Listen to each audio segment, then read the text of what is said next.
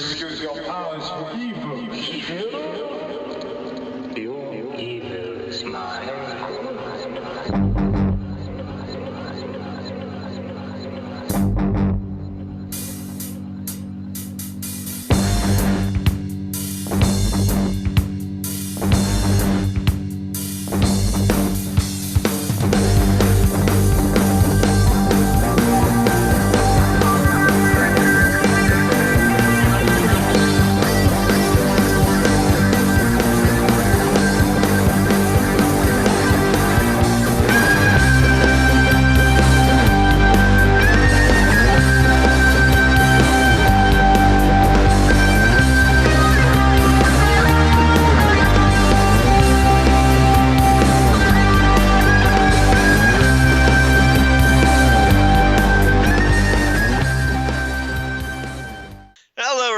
Welcome back to Next Stop Everywhere, the Doctor Who podcast.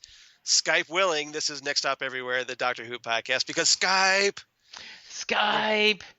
I'm Charles Skaggs. Welcome back. My partner in crime and my partner in time is with me here in the TARDIS, Jesse Jackson. Hey, Charles. How are you doing? I'm doing good, as if Skype would cooperate, because here we are in our second attempt. Well, it's actually our third if you include the little promo you gave me for Set Listing Bruce. So, this is we are feeling the pain of technology today, but that's okay. We're gonna get past it because we have a great episode to talk about. Yeah, so obviously we want to get right into this before Skype crashes again. Absolutely. But this week we're going to talk about the Pyramid at the End of the World, which in my opinion is a great Doctor Who title. I totally agree. It's a wonderful title and for a wonderful episode. So tell me, Charles, who wrote this episode? We normally would do banter, but I am so worried we're going to crash that we're going straight to the meat of the episode. Yeah, let's try and change the future a little bit. Exactly. So we hopefully get a different result. Yes. So, we're going to talk. This episode is written by Peter Harness, who you may be familiar with his episodes Kill the Moon from Series 8, which was not great. And the great Series 9 two-parter, the Zygon Invasion and the Zygon Inversion, which was considerably better. Which, in a lot of ways, would be, when I list my favorite Capaldi episodes, would certainly be in the discussion.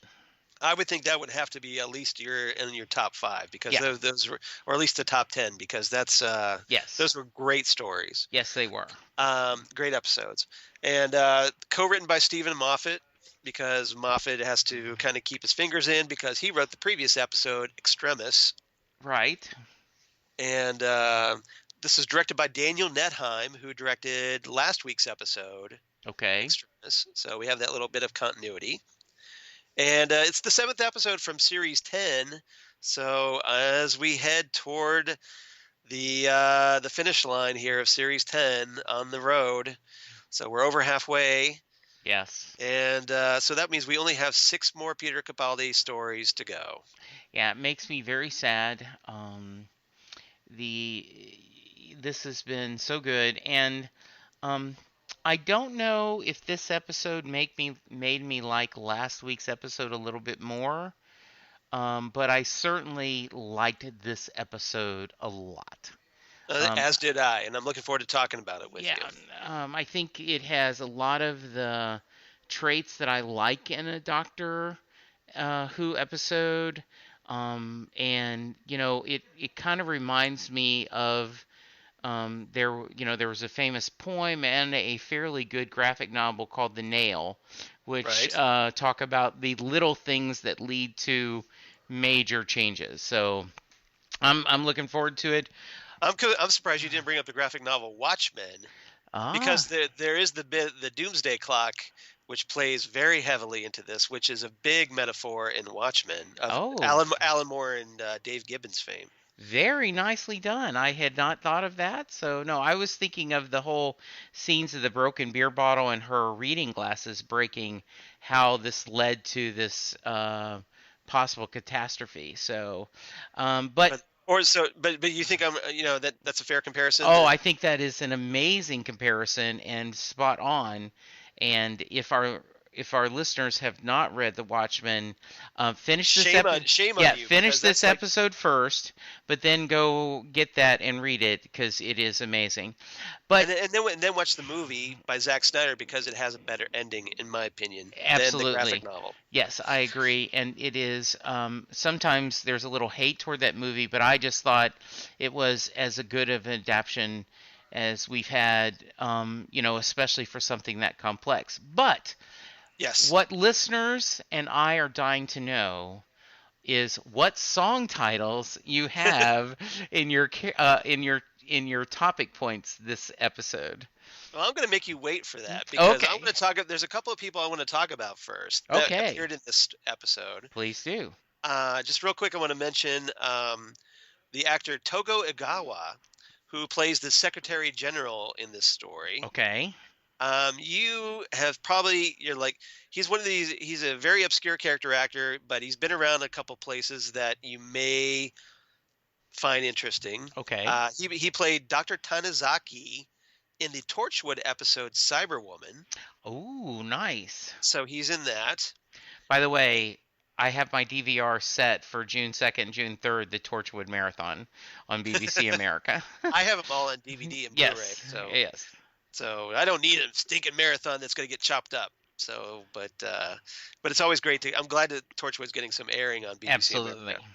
America. He was also in the Archer episode, The Holdout. He did a voice there. Okay. So if you're an Archer fan like me, Yes. and you enjoy that, and then he's also going to be upcoming in the next Star Wars film, The Last Jedi, as a Resistance bridge officer. Ooh, okay. So kind of keep a lookout for him there. I will. And then the other actor I wanted to mention was Andrew Byron, who plays Ilya, the Russian. I'm not sure if he's a general because he's awful young to be a general. Right. But he was in the movie Jack Ryan's Shadow Recruit. Okay. He was also in 28 Weeks Later and Red 2, based on the graphic novel Red by Warren Ellis. Ah, nice. So. I also, we got Penny back again. Yes, we did. And poor Bill, a date with Penny may never end up working out for her. Yeah. Apparently, those two just maybe it's destiny that they're not supposed to be together. I don't know, but maybe the universe is maybe the time-space continuum is trying to tell them something. I did, and I may be jumping ahead, but I did like their banter when she says, "You're a little mad. Is it working?" And she said, "A little bit." She goes, "Maybe not so mad." They had some nice chemistry together. I liked them together. Yeah, they did. So we'll see. Hopefully, now, we'll get into that. We'll get into that. Good. I don't want to deep dive just yet. Okay. Yes, sir. But so our first topic I want to talk about today. Truth hits everybody. Truth hits everyone. Whoa. And that is a Police song. Nice. Title for those. It's an old school from their, I think it's their first album, Outlandis d'Amour. Okay. For you trivia buffs. And that is a reference to the Doctor and Erica, as the Doctor has to finally admit a big truth in this episode. That being, he's blind. Yes. So he's been trying to cover it up as best as he can. So I want to talk about the Doctor and Erica in this, because Erica is almost like a new, the Doctor is out companion shopping once again for prospective companions. And I'm kind of curious as your thoughts about the Doctor in this episode and his interaction with Erica, the lab scientist.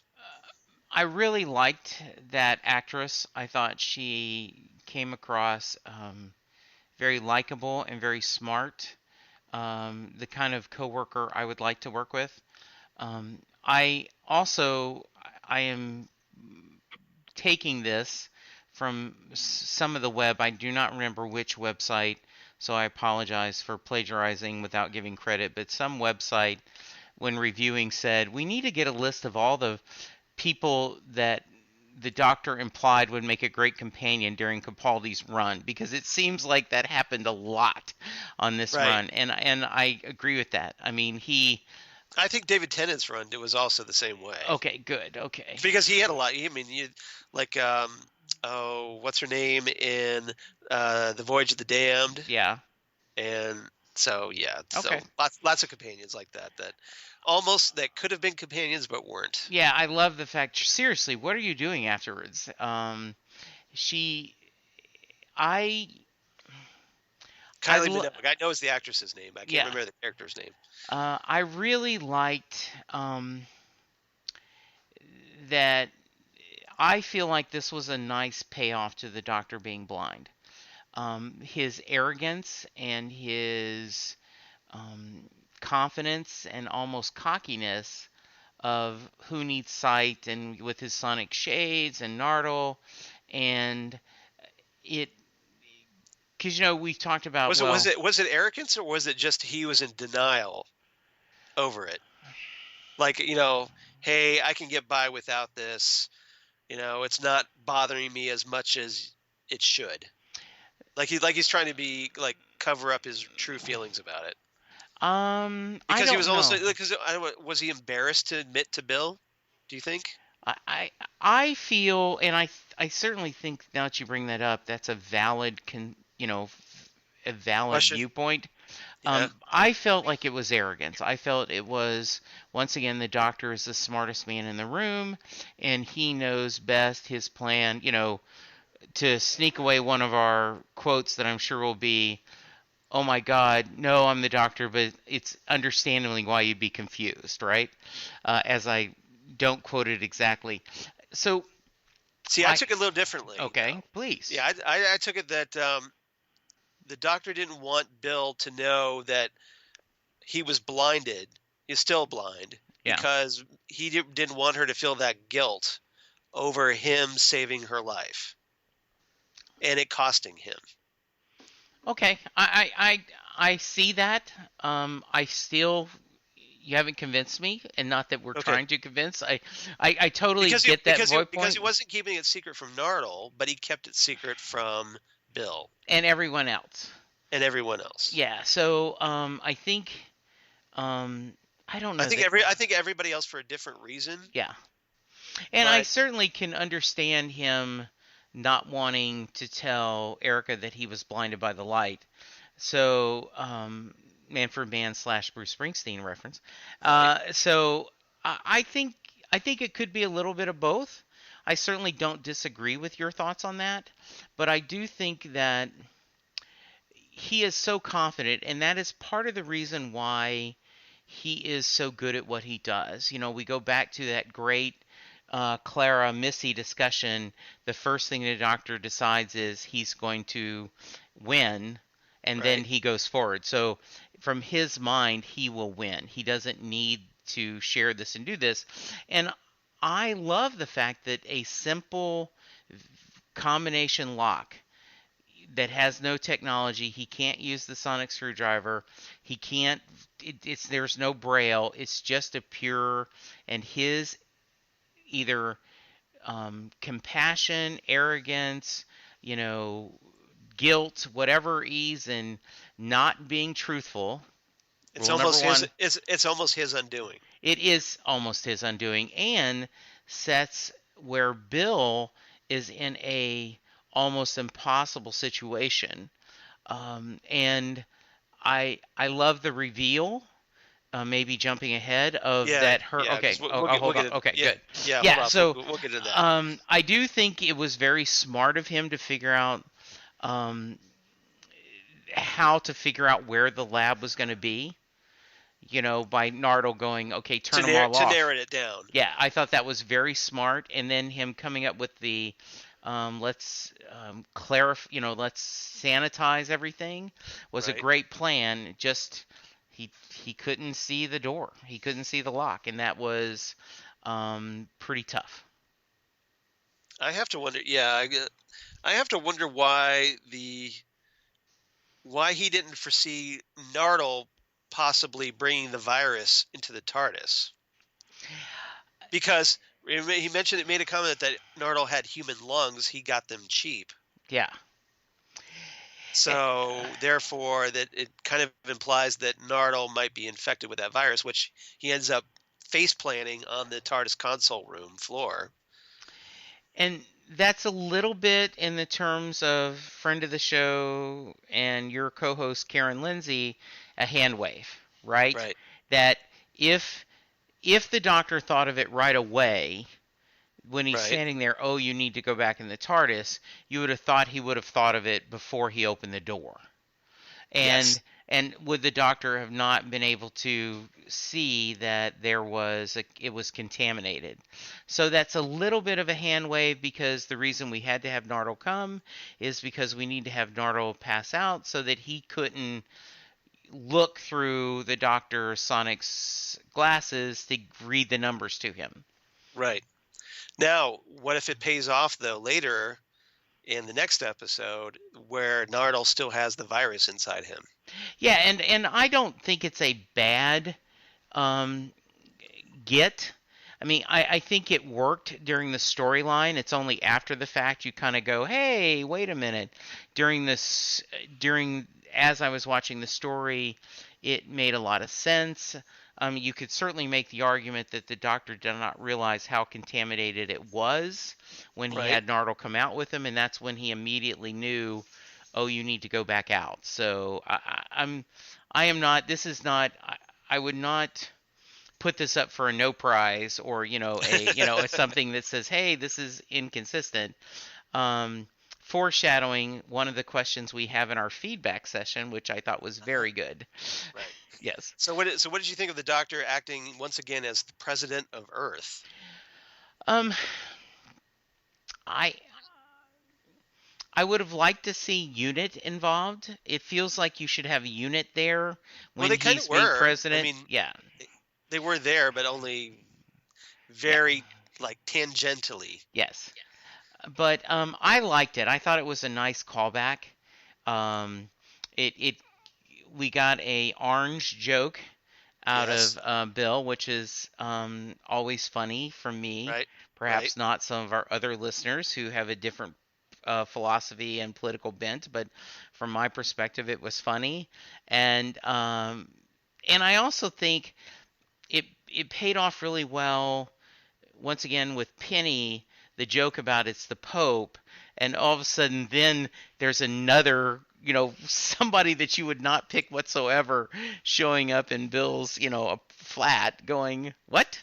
So I thought it was nice. I thought it was nice that the Doctor is considered president of the Earth during a crisis. It certainly was a crisis. I definitely like. I mean, I always enjoy seeing Peter Capaldi as the defender of Earth. Yes. I think David Tennant did that very well with his Doctor. Yeah. And I think Capaldi does it just as well, if not better, in my opinion. Absolutely. And a small thing, because he's an older actor, he has more gravitas to him, I think. Yes. And a small thing that I don't know will fit in any category, so I'm going to bring it up. I love that Capaldi changes clothes a lot as the Doctor. Historically, the Doctor tends to wear a uniform, whether it's a long brown coat or a bow tie. And there's like a theme. Yeah. And Capaldi tends to wear a jacket, but he wears a lot of T-shirts and he wears different Hoodies. things. Yeah, and I like the fact that this Doctor seems to have a full wardrobe and loves taking stuff out of it. Right. Yeah, it's still generally the overcoat. Right. And he still has his Doc Marten shoes. Right. But he always tends to mix it up. He's got a new jacket this season, which is kind of almost like a faded overcoat. Yes. So he does have a little bit of a different look this year. And of course his hair is even bigger this year. Yes. And like Capaldi's hair gets like bigger and more like mane-like with every season through his reign. And I love the aging rocker, aging punk persona. as an actor, you have to take the role and make it your own, your Right. personalized. And I've loved as musically Peter Capaldi is. I love when the Doctor is playing the guitar and talking to himself and quote unquote meditating. It is I'm always happy when I see the guitar. Yep. As we did at the beginning of this episode. Yes, absolutely. All right. So let's move on to our next topic. Okay. Um, it's the pyramid at the end of the world as we know it. Yes. And I feel fine. Right. Which is an REM song, of course. Yeah. And that's obviously the monks.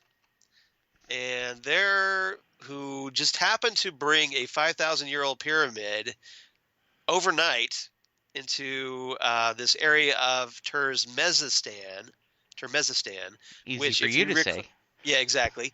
But if you recall, that's the same fictional country that the Zygon inversion was featured in. Ah, nice. I did not catch that. That's which, good. of course, is by the same writer, Peter Harness. Good. So, so I want to ask you about what you thought about the monks now that they're actually actively engaging their plan to take over the world, and their power as they show off that they could easily take over the world, but they have apparently specific requirements for doing so. So I watched this, and then within a day I'm watching the latest episode of American Gods, Right. and there is a little bit of similarity in this, and hey, Ken Schaefer, this is for you. What the world needs now is love, sweet love. Ken is not sure he likes us singing, by the way. He loves the podcast, but he is not sure if our singing is our strength. So love you, Ken, but it's not. I don't claim to be a singer. Exactly. So, but the idea that they want, and this is my word, not the show's word, worship, that they want. You have to ask me, which, by the way, I thought Bill going, maybe they're like vampires. They've got to be invited in. Was not a bad line. No, and a lot of people throw that theory up on Twitter, like, oh, are they vampires? Mm-hmm. No. And I had this one follower of mine, Ken from Chicago, seemed to be insistent that, well, that's part of the vampire rules. Mm-hmm. And my comment back was, well, what rules? Which rules? Because there are tons of fictional vampire rules. There's the Buffy vampire rules, the Blade vampire rules, et cetera, et cetera. Yeah. So each mythos, like being human has its own vampire rules, stuff like that. So I, first off, I thought they were better villains this time than they were during last episode. But I think that's because they were actually, it wasn't a dream sequence. Like it counted. Yes. Yeah, it wasn't practice. I thought them saying that everyone looked like corpses to them is the reason why they look like corpses was an interesting twist. Right. They were good villains, and So what do they really look like? Yeah, who knows? Who knows, eh? Knows?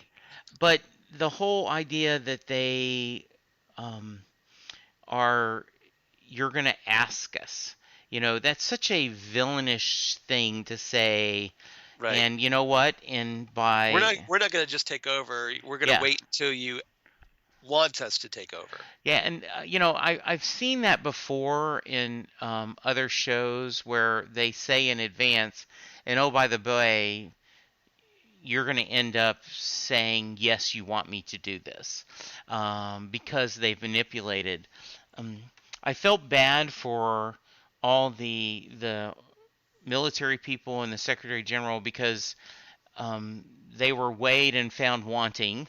Their reason for... Yeah, apparently because they were approaching them and asking out of fear of what the monks would do. So apparently the monks are like, thanks for playing. Here's a copy of our home game. Yeah. Now you get disintegrated.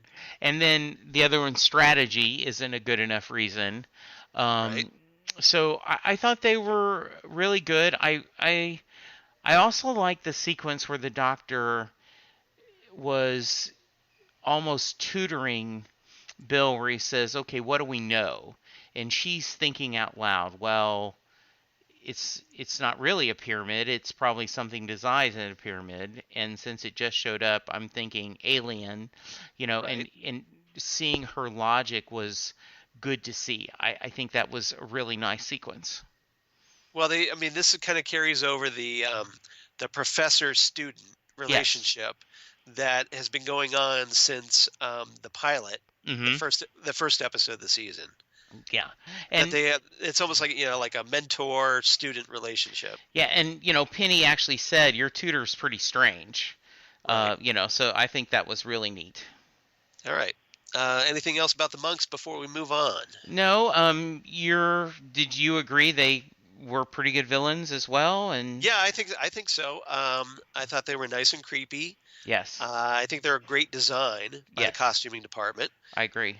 But yeah, I'm looking forward. I don't think we obviously know exactly what they're about yet. So I agree. I'm curious. Like I like what I've seen so far, but Right.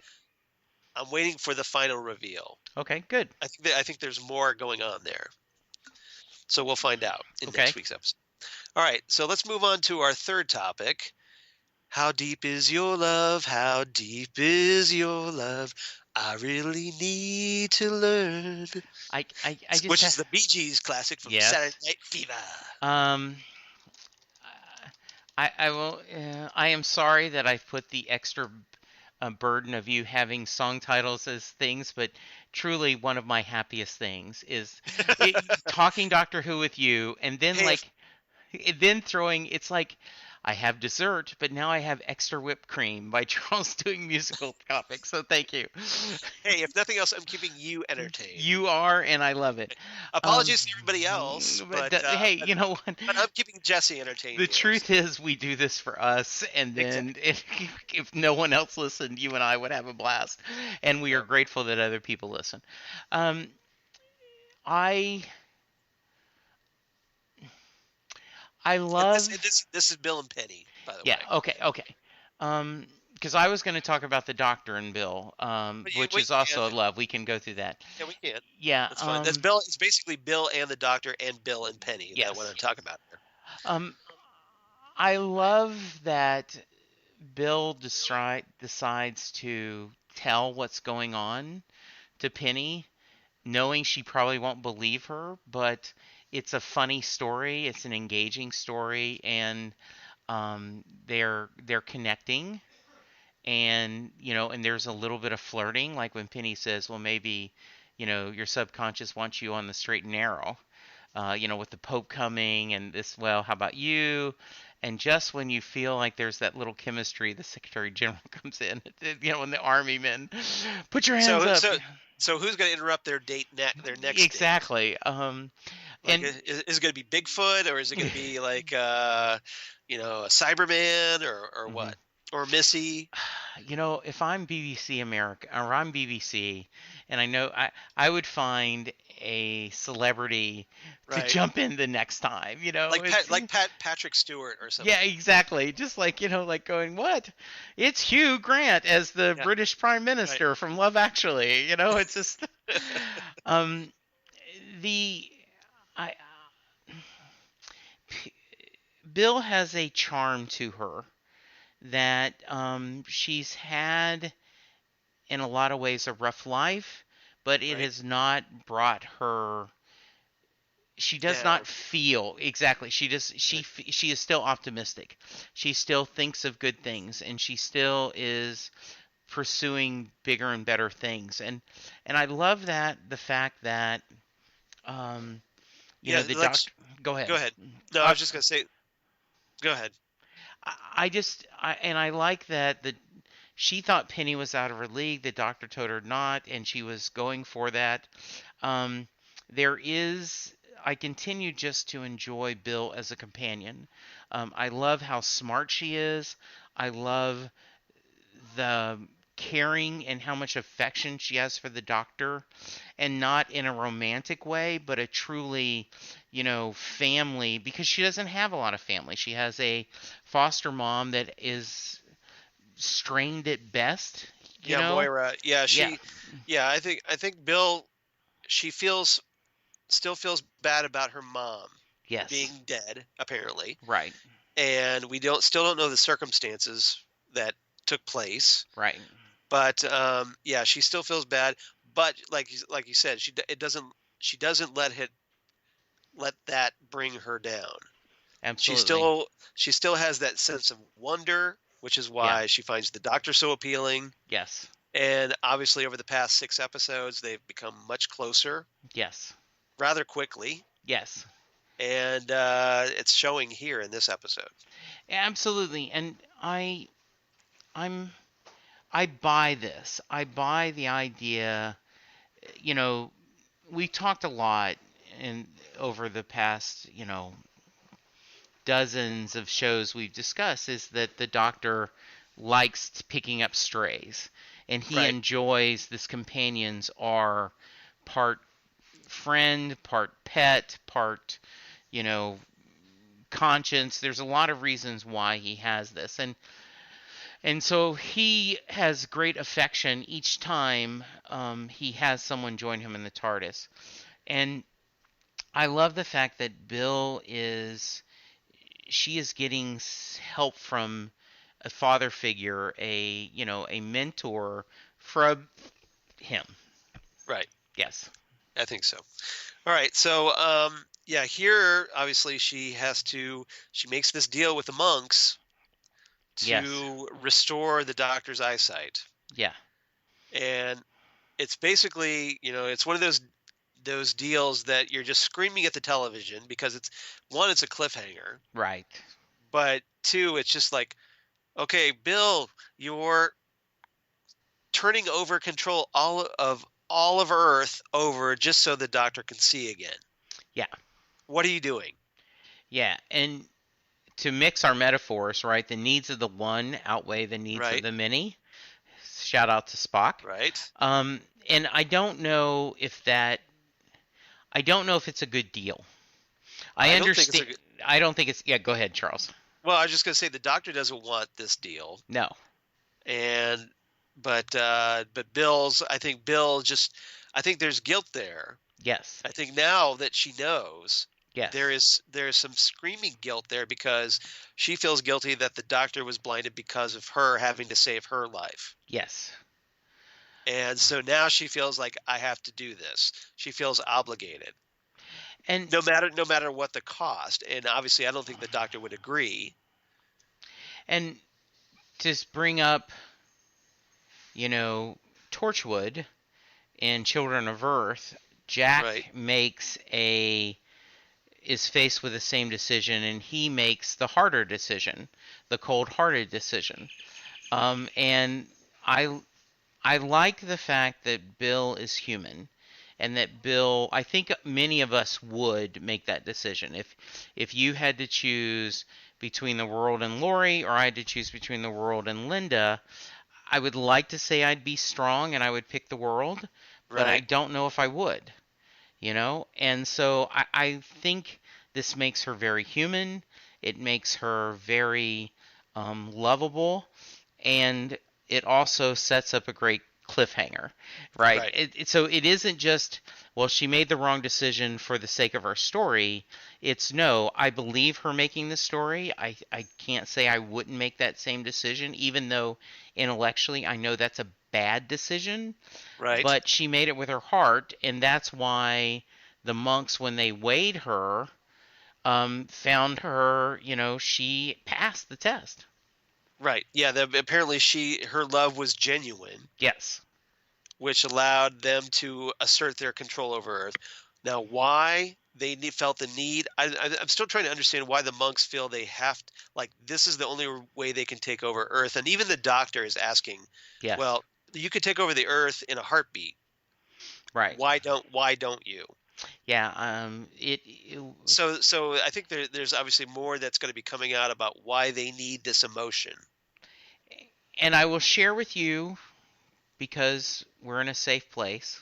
Yes. I'm a little worried we won't get the answers because it's Stephen Moffat, and sometimes he Uh, doesn't fill in all the lines.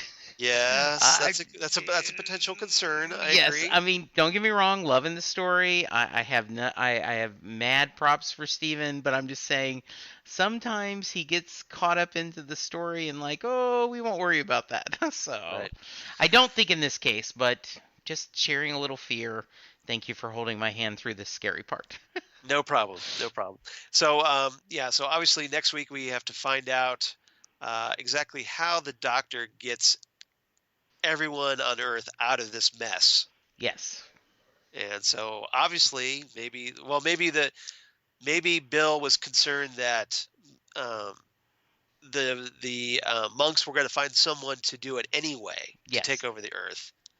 Right. So she figured maybe if she did it, at least the Doctor would be back up to 100%, Where he can fight the good fight. where he can fight the good fight and actually take out the threat. So I like to think that okay, maybe she's thinking long term in this. She's not just thinking out of guilt. So We can only hopefully, hope. Okay. hopefully, Good. all right. All right. So, all right. So that's about it. Anything else about this episode you want to talk about? No, I think it was a really strong one. I love the back and forth. I liked the scenes where the military said, today I'm not going to fight you, and Right. we can make this decision together. So that was well done. A funny line about how the TARDIS got in the plane. My windows aren't big enough. They are now. It was a kind of cute line. So yeah, well done. All right. So, that the I really enjoyed the scope of this episode. I think Yes, that obviously it's another like okay, the entire world is in peril, and obviously with Peter Harness writing this as he did the Zygon invasion, the Zygon inversion, it had a lot of that feel for I me. agree. That with especially you've got the ticking clock of the doomsday clock plot device, and so the tension's up, and I really like that. I like seeing the Doctor with his back against the wall. Yes, absolutely. It was It very makes for a great cool. Doctor Who story. Yeah, I agree. And I love how the season started smaller and it's kind of building, and that's I think a good um, storytelling technique as well. So well done, Yeah. Doctor Who creators. Okay. So, favorite lines of the episode? Do you have any? I'm guessing you do. I do. We have. I love the monk saying, "We know you," and he says, "Then you know there is a line in the sand, and I'm Right. the man on the other side of it. You want to keep me that way." Yes, that was a great one. Yes. Mine, of course, I enjoyed Bill commenting about our current president of the United States, which I thought was rather hilarious. Where she says, "How would I know the president?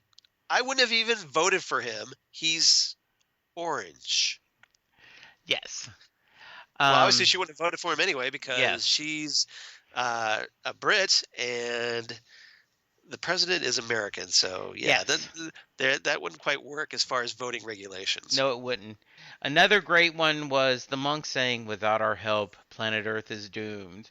Yes, well, it's been doomed before, and guess what happened? Me! I almost pictured this. Who's got two thumbs and is going to save the Earth? This This guy! guy, yeah. I like this exchange between the monks and the Doctor. The monks say, "We must be wanted. We must be loved. To rule through fear is inefficient." And the Doctor replies, "Of course, fear is temporary. Love is slavery." um, the other line that I kind of talked about before when he shows out of the TARDIS and Erica, "Oh my God, no, I'm the Doctor, but it's an easy mistake to make." Exactly. Yeah. That was great. And another line exchange between the Doctor and Erica that I liked. The Doctor tells Erica, "I'm not going to lie to you. This means your insurance premiums are going to go through the roof. In fact, pretty much everything is going to go through the roof because I'm going to blow up the lab." Yes. Um, the I love Bill's kind of final line where, she says, "You can have the world, just let him see again." And there's so much love and Right. panic in that. It was really well done. Yeah, she obviously cares about the Doctor, and that just definitely came Yes. through in that moment. Yes. And so, Charles, I hope you I, have this. I have well, first saved. I had one quick line. Okay, One quick. more line, Okay. which was the Doctor telling everyone to sit down and Google, Yes. which Yes. was just a nice updating of his previous statement, Google it. Yes. So I like. I hope you I, have his um, when he was talking to himself, that line. I don't Oh, actually. you don't? Okay, well then I I can look will it up. read it. I can look will up. read it. I will read it, and I will not be able to do it in you because you Okay. always do it in the best accent. But That's all right. the end of your life is already begun.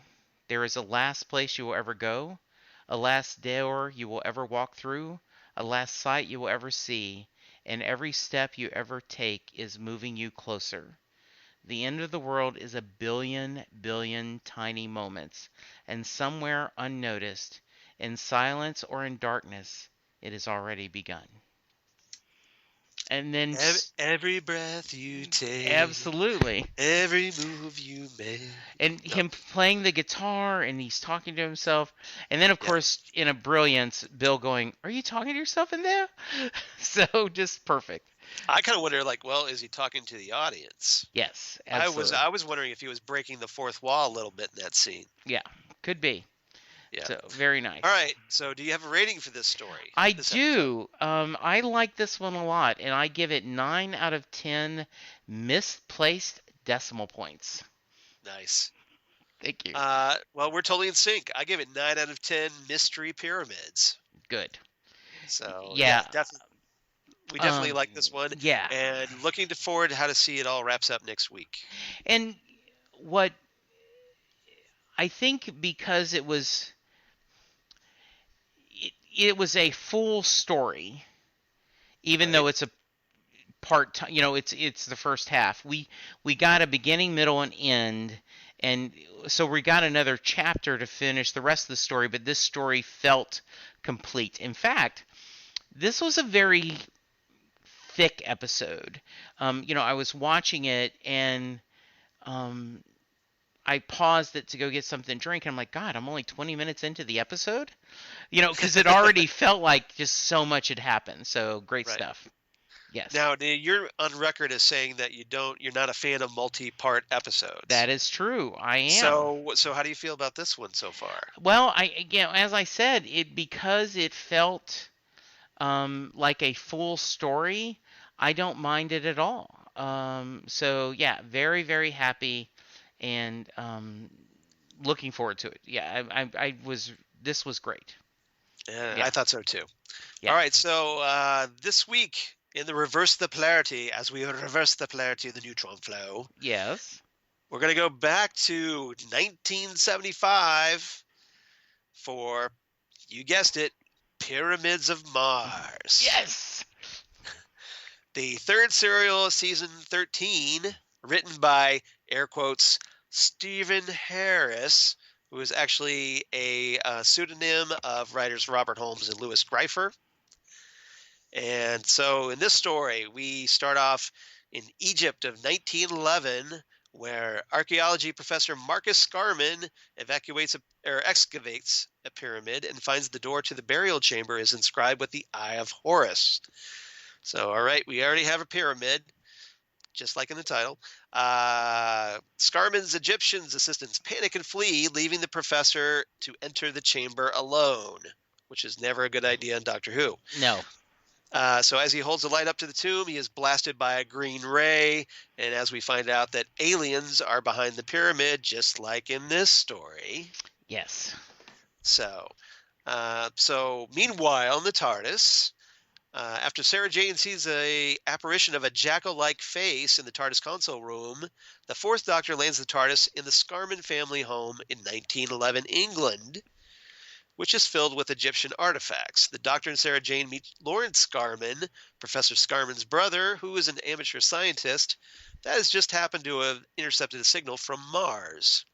The Doctor decodes the signal as "Beware Sutekh."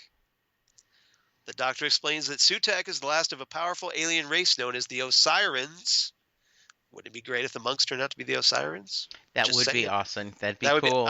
I don't think so, but it No. would be awesome. Yes. I would like that. Yes. Personally. He was pursued across the galaxy by his brother Horus and finally defeated on Earth. Sutekh's servant arrives via space-time tunnel disguised as an upright sarcophagus and is revealed to be, you guessed it, Marcus Scarman. Sutekh orders Scarman to secure the perimeter of the estate and construct an Osiran war missile. When Sarah suggests they should just leave, the Doctor moves the TARDIS forward to 1980, revealing it to be a wasteland, a desolate wasteland. So the end of the world has happened. So we have the end of the world in play. They must return in 1911 and stop Sutekh, or guess what? The future's lost. So the Doctor decides to blow up the partially assembled war missile. The Doctor and Sarah detonate the explosives, but Sutekh telekinetically suppresses the explosion. The Doctor uses the space-time tunnel to travel to Mars and distract Sutekh, allowing the rocket to be destroyed but trapping himself. Sutekh interrogates the Doctor and discovers, guess what? He's a Time Lord. And he locates the TARDIS, uses it to transport Scarman to the pyramid on Mars in order to deactivate the Eye of Horus, which is holding him prisoner. Sutekh subjects the Doctor to mind control.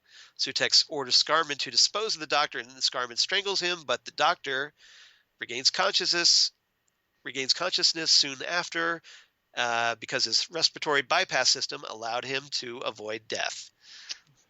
Nice. So, reaching the central chamber first, Scarman destroys the eye, then falls to the floor and decays to dust, just like the UN Security General. Yeah, very cool. Secretary General. The Doctor realizes that Sutekh will not be released for 2 minutes, that being the time for radio signals to travel from Mars to Earth. So Sarah and the Doctor return to the Priory and use a module from the TARDIS to move the other end of the tunnel to a point 10,000 years in the future, ensuring that Sutekh will not escape until he dies of old age. The Doctor leaves the TARDIS as the Priory is consumed in flames. The end. And if I was a better co-host, I would have what episode we talked about that ready. Yeah. But yes, that was. I can tell you right here. Okay. Let's see. It was truly one of our. It was a lot of fun to see. Where are you? There we are. We did that. We covered Pyramids of Mars in episode 15 of Next Topic. Absolutely. I knew it was early, and it's awesome. Very nice. Yes, definitely worth revisiting. It's always good to see the Fourth Doctor and Sarah Jane Smith, and a great connection. So very nice. We got some feedback, and not just from our favorite Holly, but so as we produce on the air, I thought I'd read the question that we have for you, and we're going to talk about, and then I'll let you read Holly's feedback. So, hey, Jesse, I know you have a Doctor Who podcast. I'm just now getting around to Extremis episode. I've been very behind on my shows. Did you happen to discuss why suddenly something as simple as Italian needs to be translated? Why isn't the TARDIS doing the translation anymore? I got to the end of the episode. If that simulation was that good, the TARDIS should have translated, or the Doctor should have noticed it wasn't translating. Why? ? Christine from Michigan. Christine is one of my co-hosts on Roadside Attractions, the American God podcast. She also does Small Council Matters, the Game of Thrones podcast I do. So thank you, Christine. I told her I'm not going to answer. I'm going to put it on the podcast. So, Charles. Translation, he didn't want to have to come up with an answer for this. So let's just shovel this off to Charles. He'll take care of it. So we know exactly, right? Yeah, Charlie. We know that in an interview, Moffat thought it was just funny to have them speaking in Italian. Right. So it was a creative choice. But to talk about it, why the TARDIS isn't working, I have a theory, but I want to hear your theory. Okay, my theory is that pretty much most of the episode is actually set in the the Matrix, if you will. Right. They're the virtual reality. And that because the Doctor is part of that, Yes. it doesn't matter whether the TARDIS translates or not. Right. That maybe they don't know that the TARDIS can do that. Right. So if the monks don't know that the TARDIS is capable of that, Mm-hmm. how would they be able to recreate it? Right. In my opinion. So that's my way of explaining is that the monks were not aware, and that so this is why that this should have been one of the tip-offs that this world was not the real world. I like your explanation better than mine. Mine was the Doctor did understand the Italian, but just as he was letting someone pretending to know he could see, he was letting the Cardinal translate for him, even though he could hear it, because it gave him more time to kind of bluff with not the sight. But I like your explanation better. Thank you. Yeah, but yeah, great question, and I appreciate it, Christine. So Yeah, thanks for writing, Christine, and please keep doing so. Absolutely. Thanks for keeping us on our toes. Right. All right. So, do you have in front of you? I do have Holly's question or comments this week. Great. So, cheers to Holly from Wisconsin for writing in once again.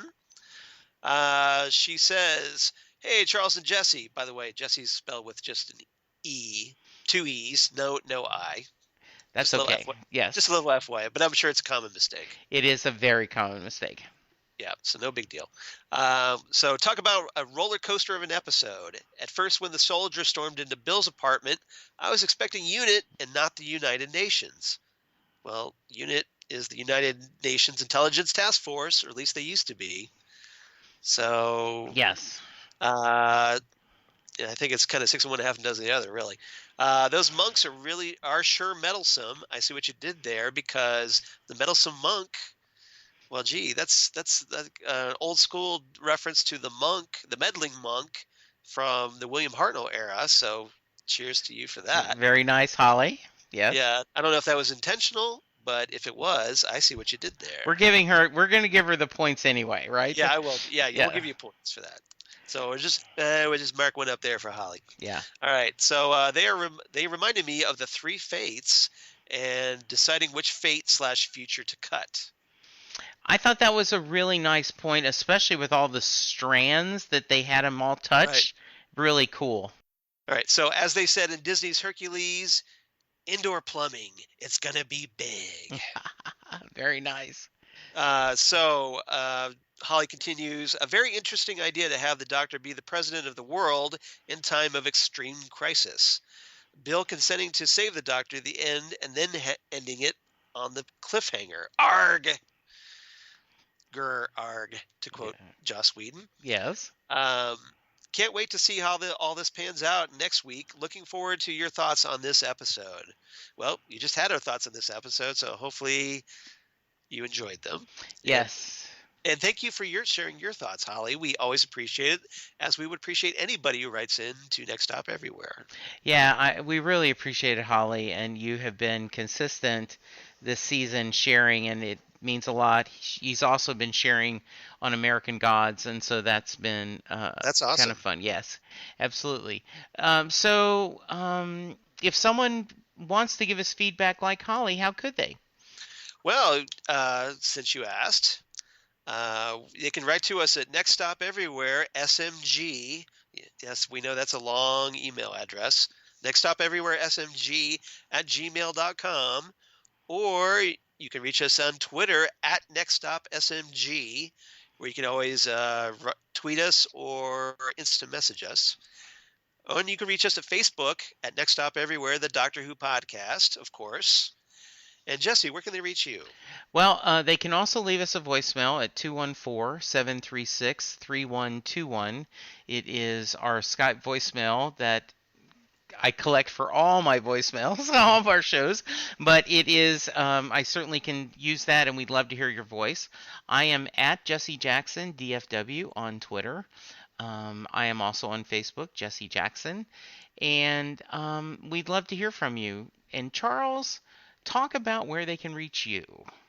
Well, of course, they can reach me at Charles Skaggs on the Twitter machine or at Charles Skaggs on the Instagram and Facebook, of course. Google Plus for all you crazy kids on the Google Plus. Shout out to friend of the show, Karen. And my blog of geeky things. Damn good coffee. And hot. Damn good coffee and hot, where I talk about Next Stop Everywhere, Doctor Who, Torchwood, and all kinds of comics and sci-fi goodness. A lot of Twin Peaks lately because I've been doing a lot with Twin Peaks. And since the return, which was awesome, by the way, and had episodes 3 and 4 last night, which was great. And then my other two podcasts that I do, the Phantom Zone podcast with a friend of the show, Karen Lindsay, and Ghostwood, the Twin Peaks podcast that I do with Zan Sprouse, where we're talking in the middle. We're talking the new series of Twin Peaks on Showtime. We just recorded episode 6, which features our thoughts on episodes 1 and 2 of the Twin Peaks. And we'll be recording this week for episodes 3 and 4. So please check out Ghostwood, the Twin Peaks podcast, and give us some love on that if you would. We'd definitely appreciate it. And please rate and review Next Stop Everywhere on iTunes. And please subscribe to us because we would definitely appreciate that as well. Absolutely. There are a lot of Doctor Who podcasts out there, and the way we find new listeners is through ratings and reviews and you sharing it with your friends. Charles, what's next week we're going to talk about? Next week, we're going to hopefully wrap all this up. We got one episode to wrap up the fact that the Earth has been taken over by the monks. Yes. We're going to, as we talk about The Lie of the Land. Ooh. Written by Toby Whithouse. Ah, nice. Who has written a number of Doctor Who episodes. So looking forward to talking about that with you next week. Yeah, I'm a big Toby Whithouse fan. He, good stuff. Well, Yep. Very nice. Well, Charles, I hope you and the lovely Lori have a wonderful Memorial Day as we record this. Right. And same to you and Linda. We will. We will talk again next week. And I'm going to end this with from the Bells of St. John. Yes. Don't be a monk. Monks are not cool. Very nice. Bye, everyone. Bye, everyone.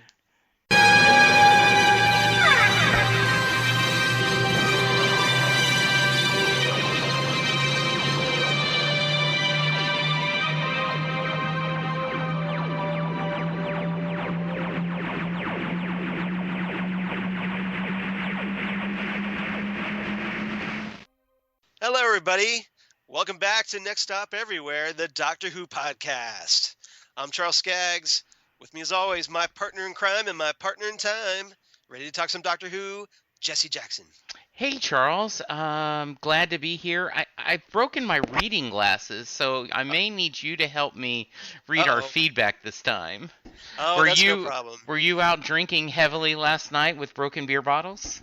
No, I wasn't. Good, No, good. I was at home watching Twin Peaks because, like a good supporter of Ghostwood, the Twin Peaks podcast, free plug. Yes, indeed. That episodes 3 and 4 were on last night. But welcome to Memorial Day weekend, everybody. For those who don't know when we're recording this, Yes. and we're going to talk. This is episode 84. We're going to talk about the pyramid at the end of the world. Yeah, this which is a great Doctor Who title. It is a great title. It's kind of funny, Charles. This season they've had very short titles.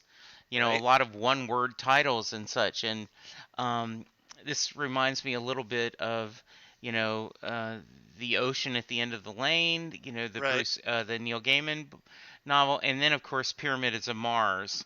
So Yes. so I'm like, hey, great title. Yeah, the back half of Series 10 seems to be a much more traditional titles. Yes. As opposed to these little one-word things that all the hip modern writers are using. Yes. But they don't really feel like Doctor Who. It doesn't really feel like Doctor Who to me unless the words the blank of blank or blank of the blank You are the titles. you need that connection, right? You need the words of and the in there to make it feel like a Doctor Who title. And surprise, Skype. I know. Skype. Yes. Seriously. Okay, we're good. All right. So Should we just start over or no? Yeah, that's fine. We can do Okay. that. All Yeah. right. I may, like I did last time, add this as a post-credit. I did last time. So okay. Here we go. 3, 2, 1.